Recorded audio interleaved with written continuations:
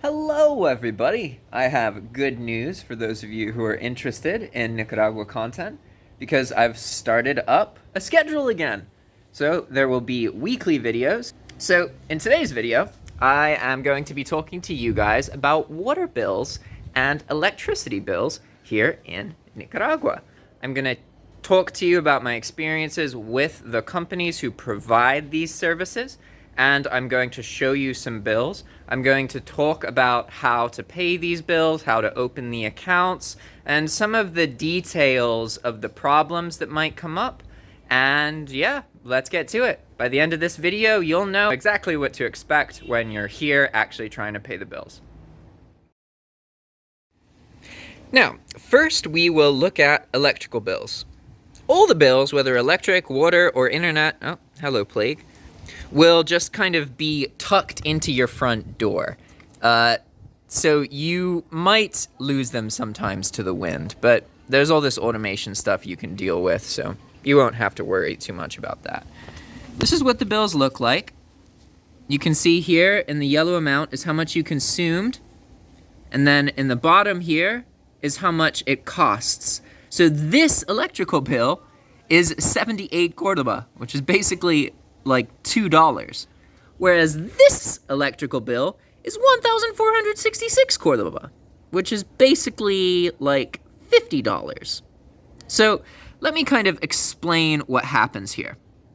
You see this menor 150? So electricity in Nicaragua is actually really expensive compared to other Latin American countries. And as a result of this, the government pays half of your electrical bill as long as you consume less than 150 kilowatt hours per 30-day period.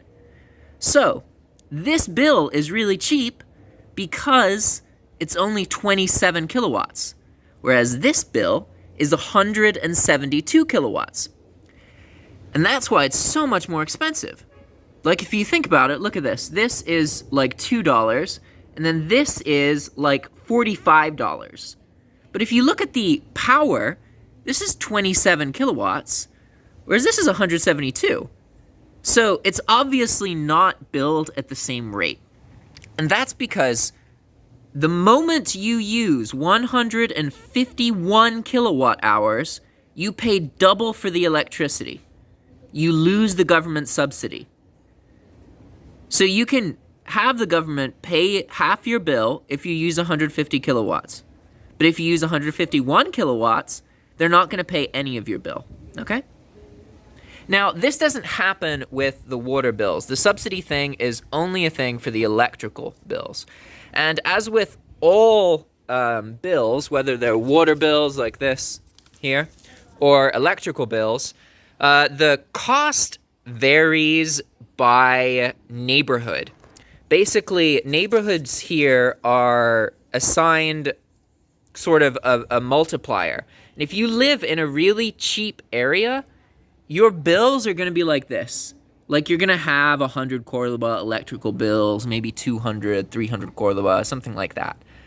They won't ever go past that, really. Whereas if you live in an expensive neighborhood, like I live in Bologna, which is considered an expensive neighborhood, then the water company will basically screw you. Because in the expensive neighborhoods, as far as I know, they don't actually look at the meters. So if you can see this here, they charged 67 units, right? But if I go out and I look at my meter, this lectura anterior here, previous reading, it's actually it's like 100 units less than the lectura actual. So what's happening is that when you live in sort of a cheaper neighborhood, it's more likely that the water company is actually going to check the meters and charge people for what they use. Whereas when you live in a more expensive neighborhood, they don't actually send people to check the meters unless something goes wrong. And in that case, they're only going to do something about it if they can get more money out of you. So now I'll share a kind of horror story I had dealing with the water company. So basically, this happened exactly a year ago. I got a really big water bill, just like the one you just saw. It was like, I think it was actually 3,000 Cordoba, so it was almost $100, which is a lot here. That's like as much as most people here spend on their water for a whole year, billed in 1 month, right? So I was like, okay, something's wrong here. I thought there was a leak, whatever. I messed with that, found there was no leaks, and then I looked at the meter, and I was like, wait a second. They're claiming that it's on, like, I've used 3,100 units. But then I go look at my meter, and it still says 2,000 something. It's like hundreds of units less, right? So I was like, oh, this is pretty simple. I'll just call the water company, and they'll come look at the meter and see that it's wrong and give me a credit. And that is not how it works. There is no getting credits from the water company. There's no getting money back.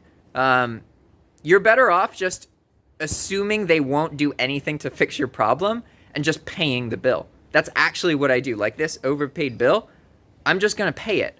Because for me to not pay it, I have to go to the water place, and then I have to wait there for 3 hours, and then I have to wait for someone to come here to verify, and then they will charge an average of the whole year.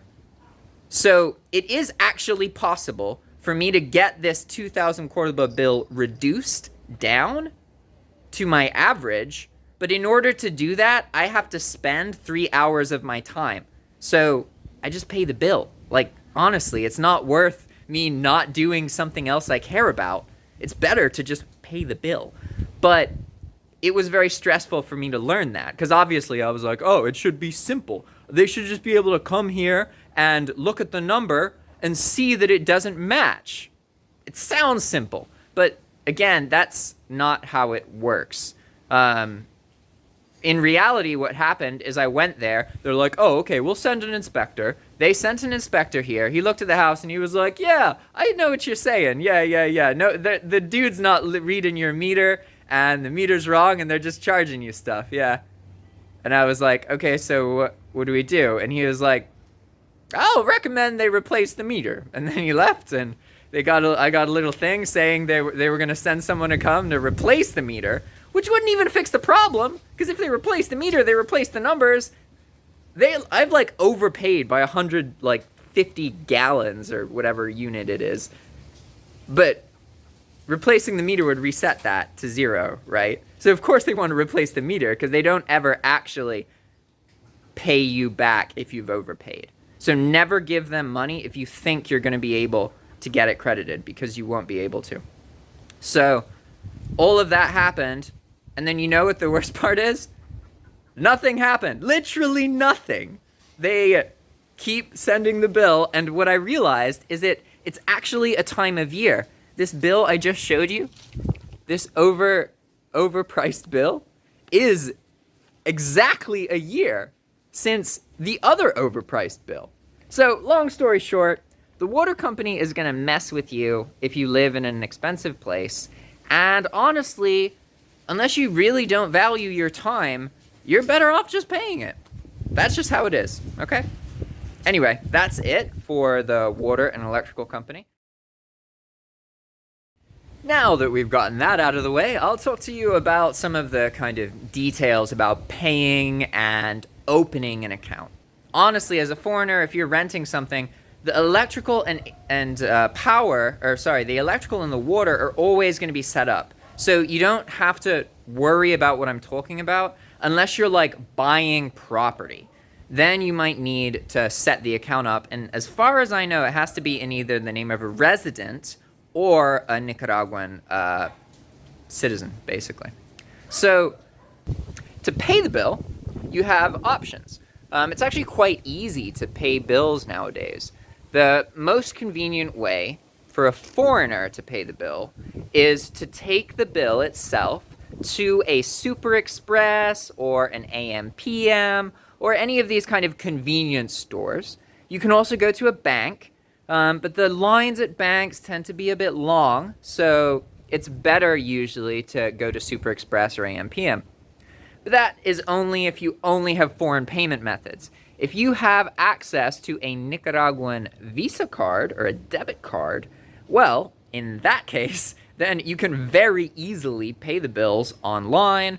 There's actually a phone app. So if you're a Nicaraguan or you have an actual Nicaraguan bank account, you just have your bank's app on the phone and you can automate all of your bill payment. Like, you don't need to remember. It doesn't even matter if the bill gets blown away and you never see it, because you know your account number and you have it set up in the app, so you can literally just see how much is due and pay it in the app, in the phone, and never have to worry about leaving the house or going somewhere else or going to a store or dealing with the payments and that kind of thing.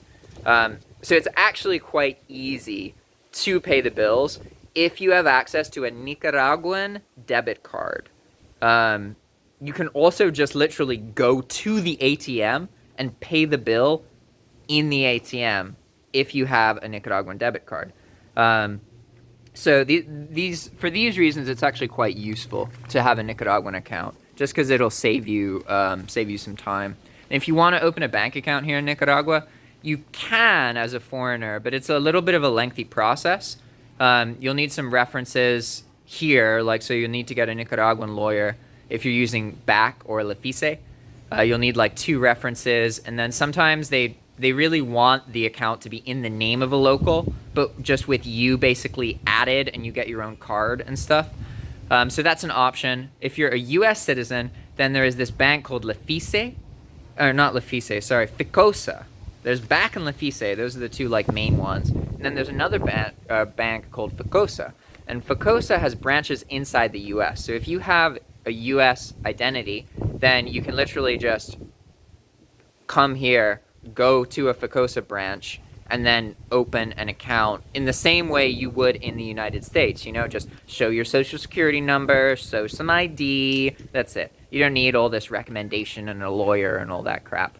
But as far as I know, that's only an option if you're a U.S. citizen. I don't know about Europeans, honestly. But all of this is just convenience. Don't get confused. You don't need a Nicaraguan bank account to use money here. You can just use foreign debit cards and international debit cards. They work fine. People here prefer cards in a lot of situations. People don't prefer carrying cash unless they absolutely have to.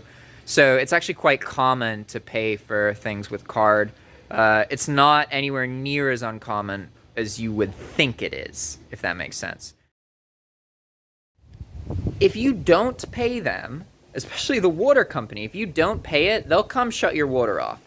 But let's say the one time that happened to me, they came and shut my water off, but all I had to do was just go outside and turn a lever.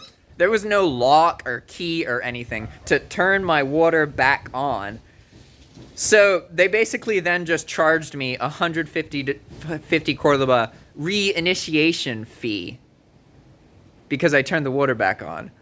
But it's kind of weird. So yeah, they can shut your water off, but maybe they won't shut it off properly, so you'll just be able to turn it back on and use the water, and then they'll send you another bill.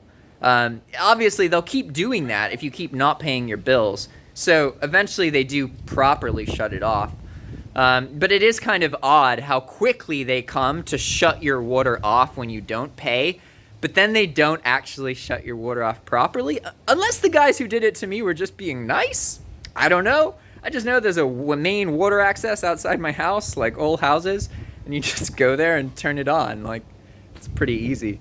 Maybe the dude was being nice to me and he didn't do it properly, but I think that's kind of all they do, because I still got charged by the fee, so.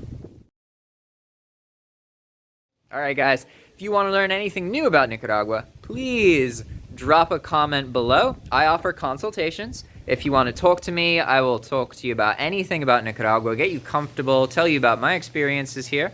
I also do consultations for training if you want to be taught anything, really, that you've seen me make a video about, that I know about. Just reach out. The link to the consultations is in the top of this video. You can also go to calendly.com/Jack Pittman or Jack Dermot Pittman. The consultations cost $20 per 30-minute sessions, okay? Thanks for watching, and I'll see you guys next time.